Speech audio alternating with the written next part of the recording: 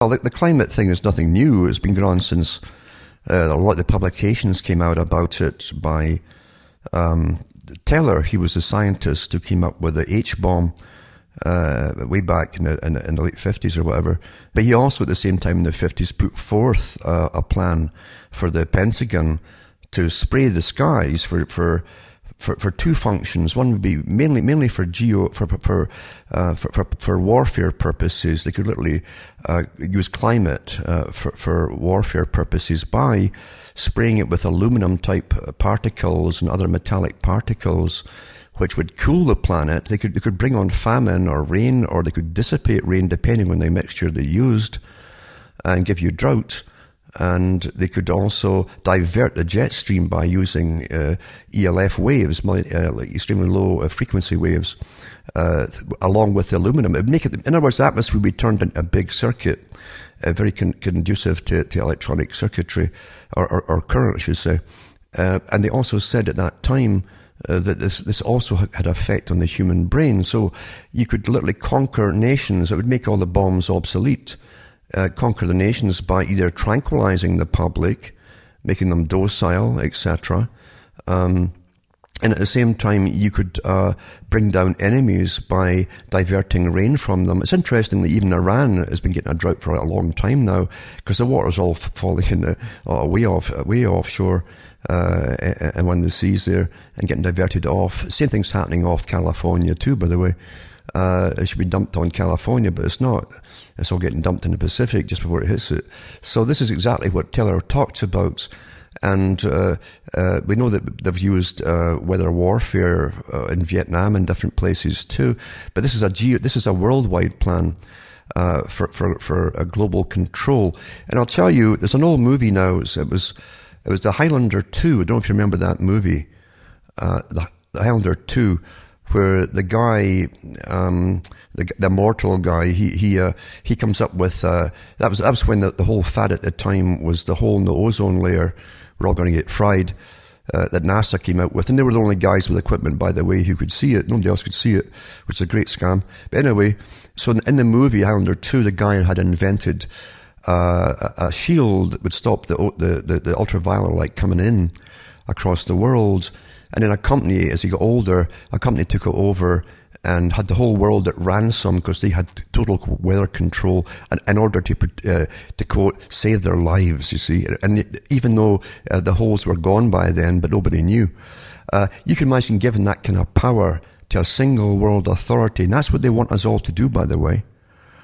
Give them all a power to IPCC and they'll have total control over the weather, climate, and geoengineering of the whole planet. Now, they came out a few months ago at their big world meeting and said that if we do sign on, even though they've been doing it and they won't admit to it, they've been doing it steadily since 1998, across Canada at least. But they said if we sign on legally, I'll do it. We could never turn back, just like that movie. You could never turn back because the effects would be catastrophic. They said, didn't say why it'd be catastrophic if they stopped doing it. But the fact is, the climate havoc we're having at the moment is simply high scientific, magical spells on the general population as they blame us for what they're actually doing to us. And the whole idea is to get us to convince that we are the problem. And so many goals will be accomplished by this because all of those top scientists are all eugenicists. They all want massive depopulation of the world. They want to bring in the mandates to decide who can breed and who won't breed to bring down the populations. All the old Fabian socialist agendas will be fulfilled by this. You can also transfer vast populations from one place where they create massive drought to other places. You can soak places that are bread baskets and cause their stuff to rot in the fields, which is happening here in Canada right now in parts of the States. So it's a fantastic weapon, and just like Taylor said, it would render all the A-bombs and H-bombs obsolete. This has been going on steadily, daily now, pretty well worldwide since 1998. Yeah.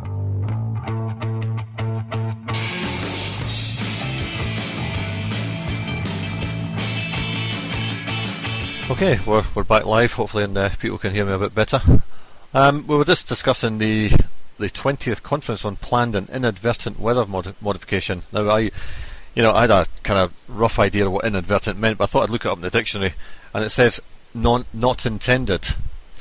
So I mean, yeah. When they're talking about, these storms just appear from nowhere. Well, maybe that's a consequence of inadvertent weather modification, or the planned variety. I mean, they say it's planned and inadvertent. They're not saying they're not doing it. That's right. And you got to remember too, there's big investment in this geoengineering.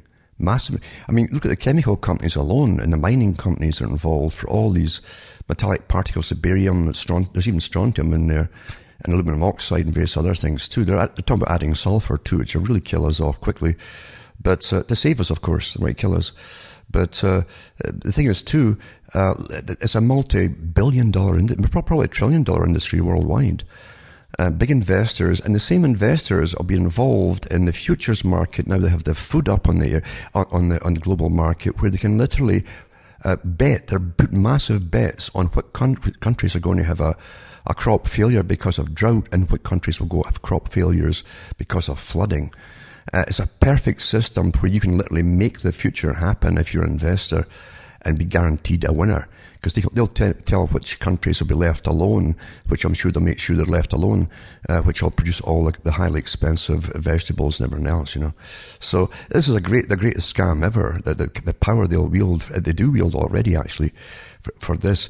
Just the other day, I noticed that parts of the US, bordering Canada, on this side here, going down from Ontario all the way down, they've been getting soaked as well, so much so that they've got a shortage of firewood this year, just like up here, because the companies themselves couldn't get out to log. There's so much mud and rain and all the rest of it, and you can't cut safely with all this slimy stuff when you're walking around with a chainsaw.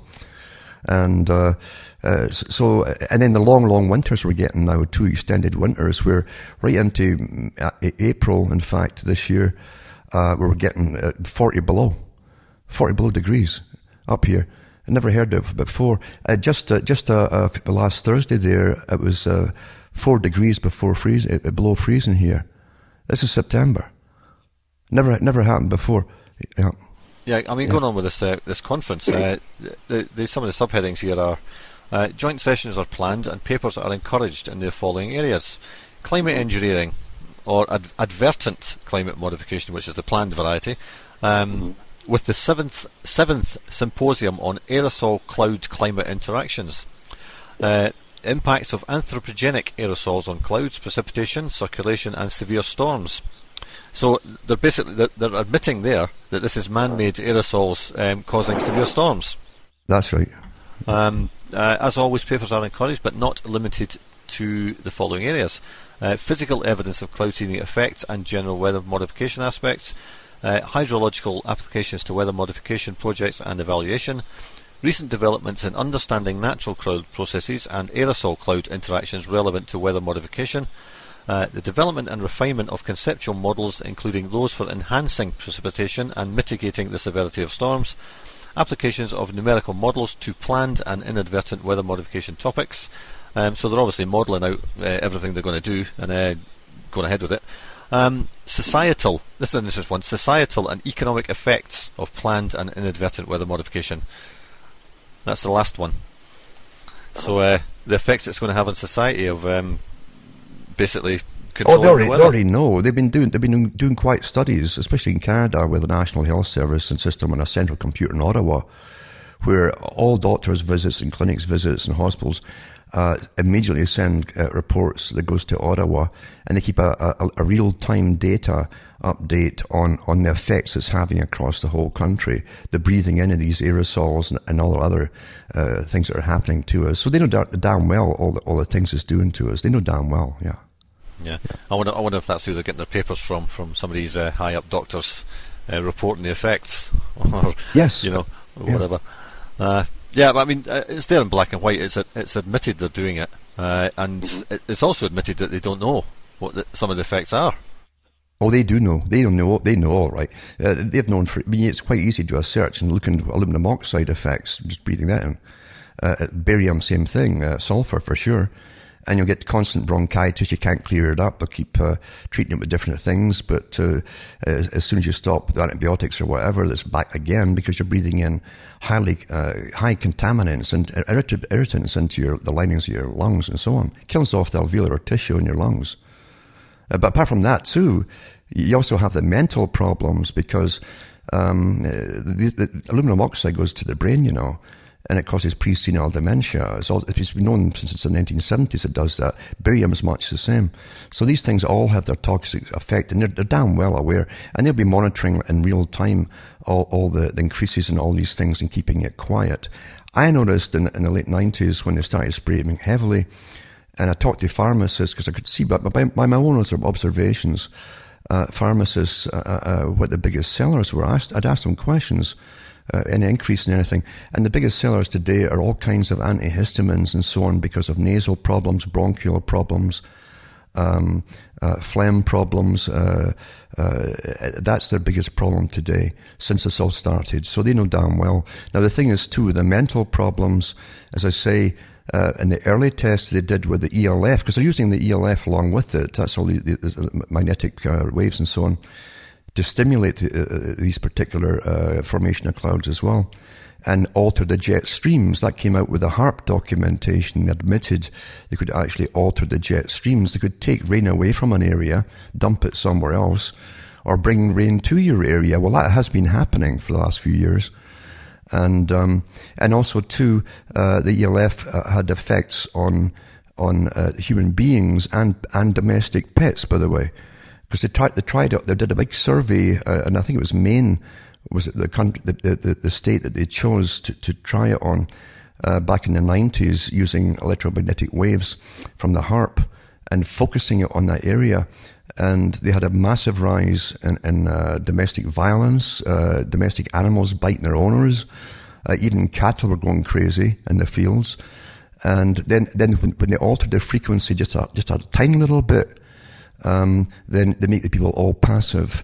And this is all reported through social workers, police, and hospital visits, and veterinarians, and so they know exactly what it does to us, depending on the frequency they choose to use. Yeah. I was more talking about the inadvertent effects of what they've done to the weather. Do you think they're fully aware of everything that they're doing and how it affects absolutely. the climate? Absolutely. In fact, they know all before they started it, because they've done it on testing since about the 1950s on select areas, on small areas, yeah. And then they follow up always. They always follow up by testing the population that they've tested things on, yeah. I mean, are there any areas of the world where this isn't going on that you know of? There were some. In fact, I get stuff from all over the world about it, and there were some places that weren't getting it directly. They were getting stuff blown over, like Switzerland, but now they're getting it too. Probably. So I noticed at the time, 98, I think it was, some of the countries, including Canada, signed something called the Open Skies Treaty. And it was very confusing what it was. It's a little paragraph. You couldn't find any data on it. But then when I did get anything at all, about a year later, it turned out that it was to allow foreign pilots for the military planes for the first time, supposedly under the guise to check that you weren't building nuclear plants or missile plants and so on. This is the con that they used. But that went along with the heavy spraying starting too, because it's international forces that are doing this. It's too much for one particular country's air force, and so pretty well every country in the world signed on to it.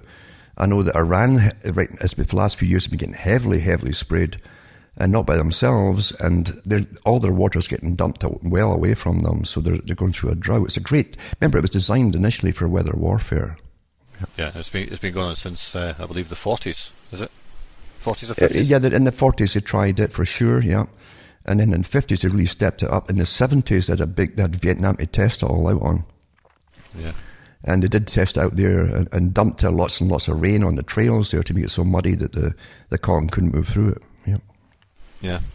I mean, I don't know how we can ever stop this kind of thing going on, but I mean, you can't, because you see the thing is, your governments are not your governments. They are puppet regimes. All of them are puppet regimes. How you get on in politics is not to know anything. Is you get on and you get up the ladder by knowing what questions not to ask. Yeah. And that's how you get up the ladder, yeah. Mm-hmm.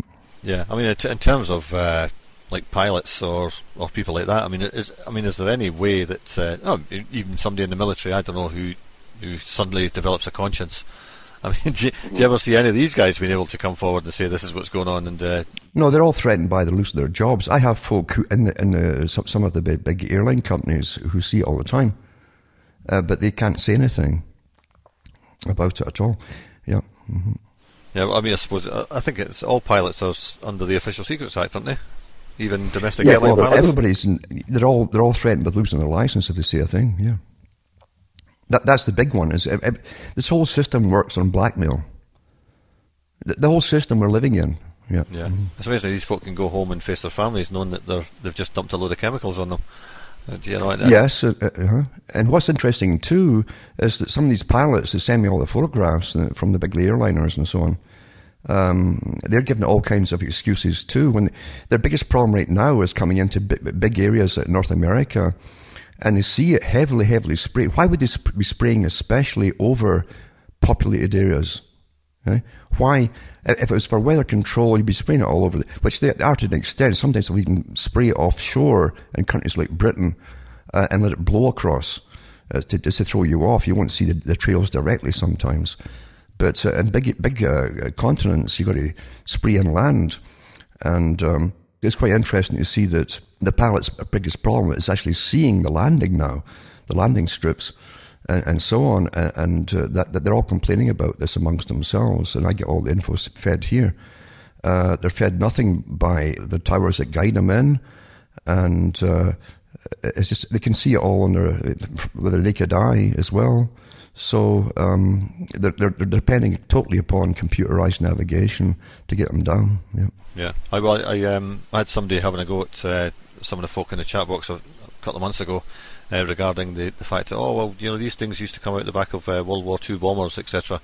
And I got a hold of some documentation from some documents and a book as well, which was written about the Spitfires and the engines they used and the Lancaster bombers and stuff. And it pointed out the fact that they were burning something like 21 litres or 20 gallons of oil an hour or something, and that was what was coming at the back of it. And a friend of mine went down to Duxford, where they have the air show, and spoke to some of the engineers down there, and they actually were good enough to start this thing up for them on the ground. And all this soot and everything came out the back, and you'd say, oh yeah, well that's a proper chemtrail, and it's black, it's not these white things we see in the sky. But that's right. I've lost my train of thought. I was going to say something about drive across Europe, like you say, they have to spray this stuff over the land where it's clearly visible. And driving across Europe, it's just non-stop from France to Bulgaria. It's everywhere. That's right. And I think it was a couple of years ago, the head of the Serbian Green Party came out and demanded that his government shoot these planes down when they were spraying over the country. And I think he disappeared somewhere into the ether. I mean, there are people out there who know what's going on, and some of them, it would seem, aren't scared enough to say something. But then, of course, they disappear, and then somebody else thinks, well, that's not going to happen to me, and they shut up about it. But the whole plan, so much of this whole big world future plan, for total control over, say, reproduction, everything, the way you live, a completely new way of living, an authoritarian society in a post-democratic world, all hinges upon us believing that we are causing our own extinction. And this is the big hammer that they have over you. And this is why it's like O'Brien said in 1984, or was 1984, if I say we can fly, and you better believe it. This is the mantra. They won't tolerate anyone saying you're causing it. You guys, we are big Air Forces are causing this. You're bringing it on deliberately. They won't stand for that. They must make us believe the opposite, this fantasy that is our problem, our fault. And because of that, we must give up all our rights from birth to death for a whole new way of living, all crammed together in these new big slums for us all, except for the elite and wealthy who already have their super towns built across the world, in fact. So this is the big agenda. We must believe it's our fault. And that's why they will not tolerate. And that's why guys are coming out and saying they should kill anybody who says it doesn't exist. Everything hinges upon this belief getting rammed through. Yeah. Yeah. Well, we've only got about 7 minutes to go, but yeah, I mean, on the same kind of points, we've got Nigel Farage now coming out, going on about jihadis and all the rest of it, and why we have to give up our rights for security. You know, Yeah. the same thing as all the rest of them. But of course, I think he's hoping to get in government next time around as a coalition with Mr. Cameron. So that's no surprise there. But yeah, he's held up as the great saviour of Britain for some reason, despite the fact his background's in the City of London, and he thinks that the City of London should be given more control over the economy. Well, I don't know who he thinks is running it, but Yes, obviously he's pretty misinformed. We're always given our leaders. We've always been given our leaders to follow. Yeah. Mm-hmm. They always say to begin with, 100% of the time to begin with, they'll always say what we all know is happening, just to get you on board, and then you start divert off like the Pied Piper and you start following them. That's this typical standard, very ancient agenda right up to the present day. Yeah, they give us our leaders. Yeah. Mm-hmm. Okay. So how would you put it? In terms of, okay, we've just had this big climate thing. Well, I think it's still going on, isn't it? What do you think the next big push is going to be to bring in the next stage of this kind of whole control thing? Is it going to be the wars? Is it going to be the climate stuff? Is it, or an amalgamation of all of it? Oh, they'll use all of it. It's order out of chaos. First, you must create the chaos to confuse and terrify everybody, to bring in a terrible mandate which they'll accept. And that's what you do right now. You put them in fear of everything in their very lives, their very existence on a daily basis. Food shortages, hyperinflation, wars, immediate extinction by jihadists, whatever it happens to be. Put it all together, and then they bring out their saviours with their policies for a whole... Remember what they said, Al Gore said, a radically, completely new way of living. They mean it. It will be totally unlike anything that's ever existed before. Yeah. And it's all planned. Yeah. Even the past 10 years of my life, I've seen the changes. I mean, just going through airports, and I mean, people must notice it, but seemingly they're oblivious to it. We came through Gatwick last week, a week or so ago, 10 days ago, whatever, a week ago, and you know, you go through there, and for a change, I didn't get stopped, but my girlfriend did. And searched, despite the fact that she was in one of the airport's own wheelchairs, they searched the wheelchair. Yeah. You know, and you think, well, hold on, you supplied that. If you find something in it, you know, you're to blame, not my girlfriend. And and then of course you get the rather masculine-looking woman wants to grope her, so much so that she had to do it twice. You know. Yes. And.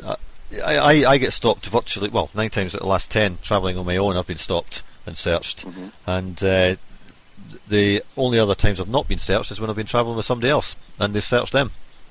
Yeah. So you know, I don't know if it's a way to wind you up or whatever, but I stood beside her when she was getting searched, and the Pakistani security guy said to me, "No, you can move on, sir. She's all right." I said, well, in fact, she's not all right. She doesn't like being groped by another woman. You know, she's not all right. So I'm staying here. And then of course they searched 2 of her bags, just to, you know, rub some salt into the wound, as it were. But I'd say possibly 50% of the security staff in the airport are Muslims. I know. I know. You know, and you're thinking, what's this about? You know, obviously it's to wind you up, but you know, you're thinking, well, hold on a second, I should be searching you. You know, it's kinda, exactly. You know, so everything's turned upside down. You see, all logic is turned upside down. All the contractors for the taxis companies in Britain and elsewhere, and in Canada as well, are generally put out by Muslims to Muslims. Muslim companies. So what's the score where I should be terrified of Muslims? I mean, who's kidding who here? You know. Yeah, you wouldn't get in a cab, would you? I mean, we went down to visit my mum and dad, and this conversation came up about I can't remember who they mentioned, but they mentioned somebody about terrorism and stuff. And I said, Dad, it's all a joke. I said, if you wanted to cause real terror, you walk into a Tesco's and you blow yourself up, and every supermarket in the country shuts down within an hour. Yes. You don't go to an airport, you know. But they just don't get it. It's funny. They I mean, they're fully compass mentis, but they still don't get it. You know, and you can't say, well... They don't get it, but I'll tell you, if you look at the Agenda 21 program and the Millennium Project, they talk about eventually you have to be put in your own deliberately planned system of communitarianism, a little community that you live in, and you'll work in, you'll be born, and if they allow you to be born, and you'll work in the job they give you till you die, and you won't go outside that area. There should be no private vehicles, simply essential vehicles only. But they're also talking about international travel will be totally restricted to essential travel only. This is the system that they're bringing in, and everything is underway to make it happen. Yeah. Yeah. I mean, go back to what Robert F. Kennedy Jr. was saying at this climate convention.